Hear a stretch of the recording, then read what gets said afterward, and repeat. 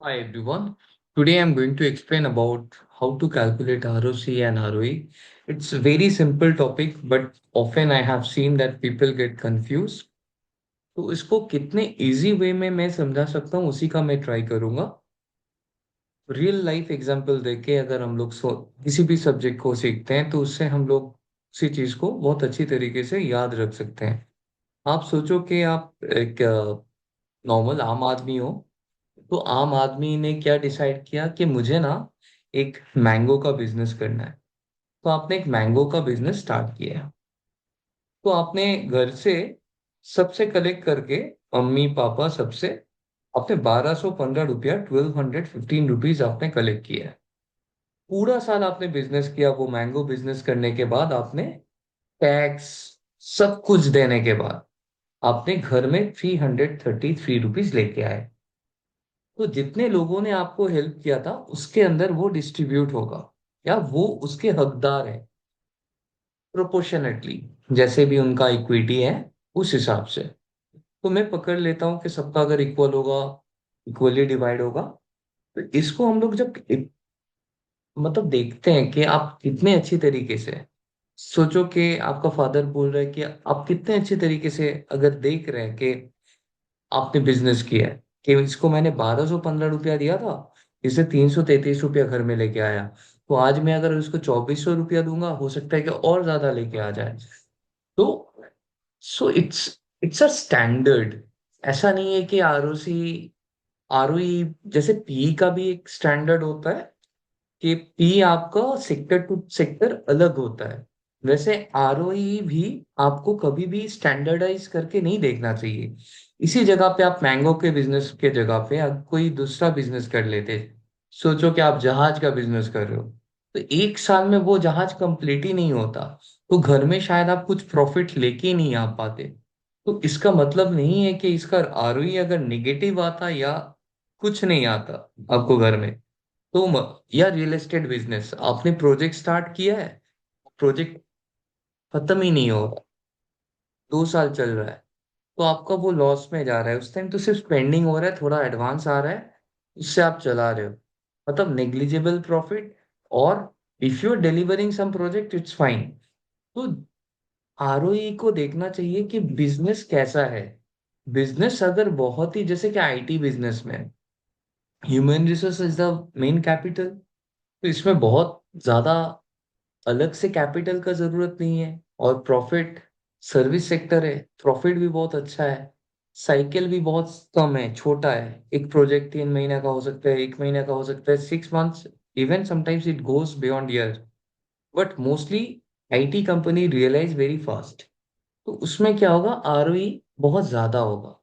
अभी आप सोचो कि किसी रियल एस्टेट कंपनी का आरओई अगर बहुत अच्छा हो रहा है, या किसी ऐसा कैपिटल इंटेंसिव इंडस्ट्री जहां पे वर्किंग कैपिटल साइकिल बहुत लेंदी है, उसमें किसी भी तरह आप देख रहे हो कि आरओई बहुत एफिशिएंटली दे आर मैनेजिंग, तो उसमें थोड़ा ध्यान देना चाहिए। जहाँ पे इन कैपिटल इंटेंसिव इंडस्ट्री है, वर्किंग कैपिटल साइकिल बहुत लॉन्ग है, बट कंपनी ठीक ठाक, वहां पे लो होगा रिटर्न ऑन इक्विटी।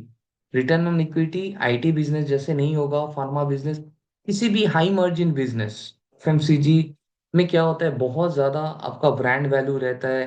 तो उसमें क्या, प्रॉफिट परसेंटेज भी जो भी होगा ना, तो आपको वो प्रॉफिट आफ्टर टैक्स जोड़ के आप देखोगे ओनर्स इक्विटी, मतलब बहुत ज्यादा प्रॉफिट होगा, रिजर्व बहुत ज्यादा होगा। So your return on equity will be also high, pharma में, आईटी में, then your you can say on FMCG, because वहां पे बहुत ज्यादा रिस्क नहीं है एंड प्रॉफिट भी बहुत ज्यादा है।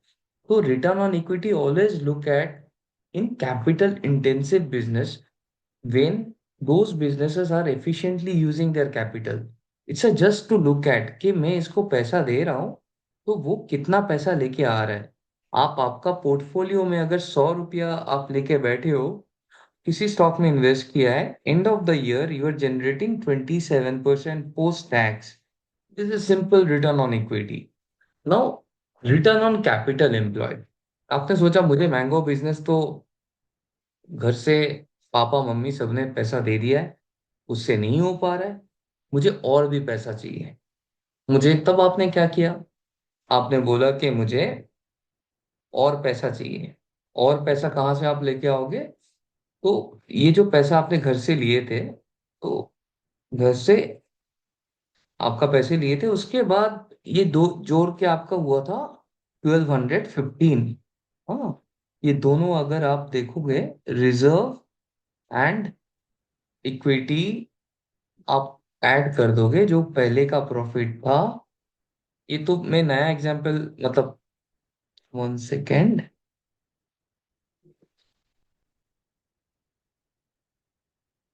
सॉरी।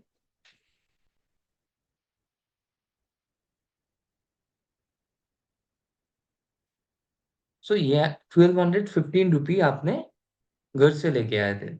अभी बोले कि नहीं, मुझे उसका बिजनेस को ना और एक स्टॉल देना है, और उसके लिए ना घर में कोई पैसा नहीं है। तो ठीक है, मैं थोड़ा इंटरेस्ट लेके एक पैसा बैंक से ले लेता हूँ। तो बैंक में आप गए, तो बैंक से आपने बोला कि मुझे 313 रुपया लोन चाहिए।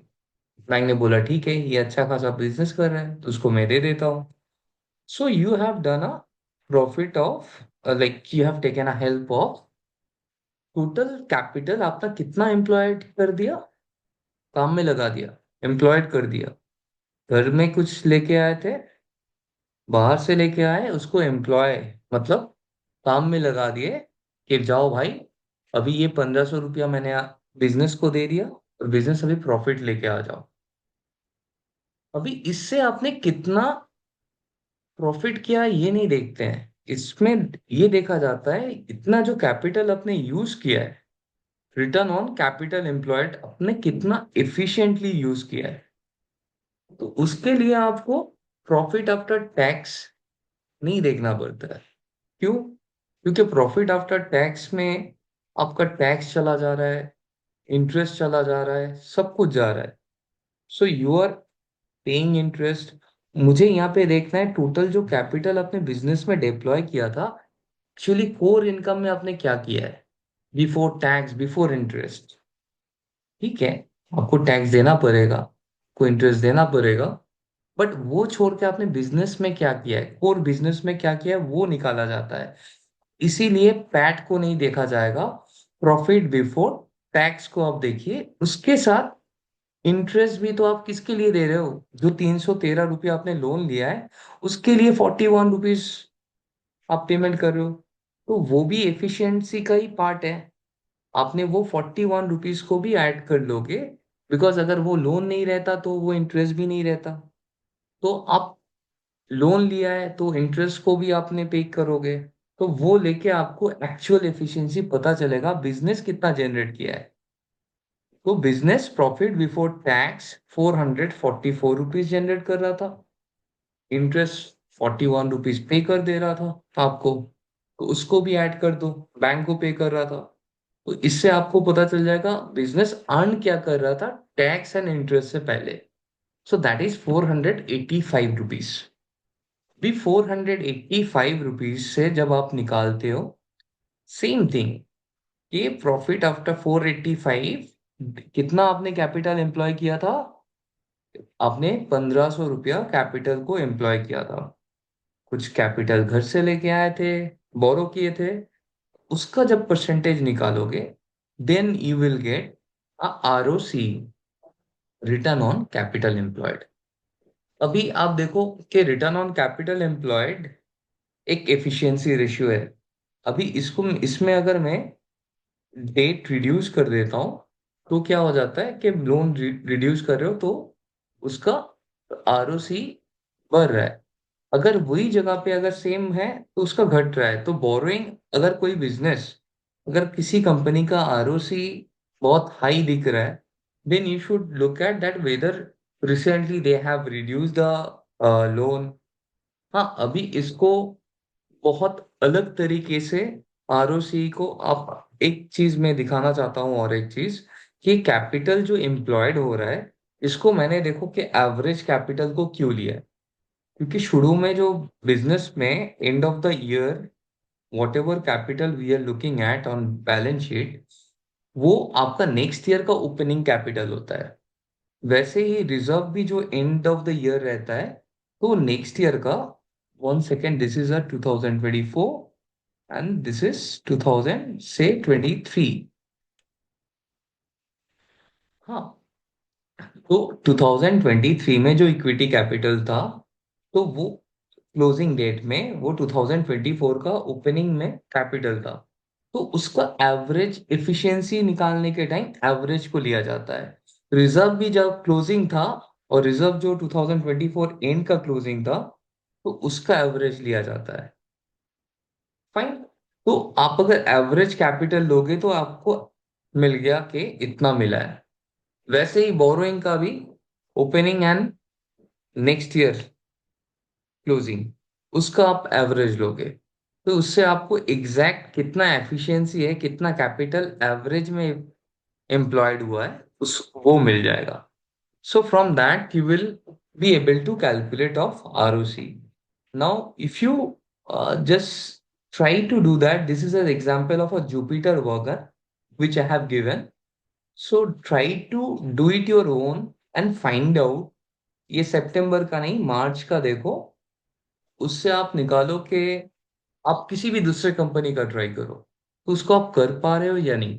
पहले ये कंसेप्ट अगर क्लियर हो जाएगा सबके पास, then we will talk further on क्यों आरओसी एंड आरओई को नहीं देख के और भी चीजों को देखना चाहिए।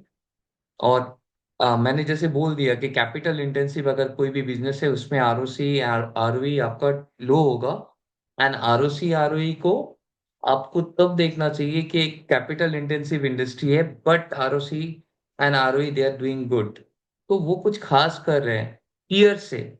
सो जो सारे रियल एस्टेट बिजनेस का 5% आरओसी है, कोई एक बिजनेस 10% कर रहा है, तो वो एफिशिएंटली प्रॉफिट को लेके आ रहा है। आपको वो पीयर टू पीयर में कंपैरिजन करना चाहिए। कभी भी सिंगल आरओसी को नहीं देखना चाहिए कि अच्छा इसका आरओसी तो कम है, तो ये खराब है। और जब कोई भी बिजनेस इनिशियल फेज में रहता है, तो उसको बहुत लोन का जरूरत पड़ता है। अगर बहुत लोन का जरूरत होगा, तो डेफिनेटली ये अगर 600 रुपीज हो जाता है, तो आरओसी आपका रिड्यूस हो जाएगा। तो even profit also will not be initial stage. कोई भी छोटा कंपनी है, तो उसमें ज्यादा आरओसी आरओई मत देखो। और even whenever you look at a established company, also look at no, whenever this PAT is not actual profit, always look into a cash flow कि कैश फ्लो में कितना है, उसको आप एफिशिएंसी रेशियो में लगाओ। यहाँ पे सोचो कि 333 रुपीज, उसके जगह पे आप देखोगे मे बी कैश फ्लो में 200 रुपीज ही था, तो उसका एफिशिएंसी कितना होता, उसको निकालो। Instead of looking at a orthodox way of ROE and ROC, week it कि कैश में क्या आ रहा है, because as a share holder no, we are more concern of actual cash of the business. I hope this video will help you to at least a basic calculation of any ROC and ROE. And further, if you need anything, just do comment and don't subscribe, don't like, please do share with people that who are starting their journey in stock market. If they like or if they learn something, so it will be a great time spending for me with all of you. Thank you.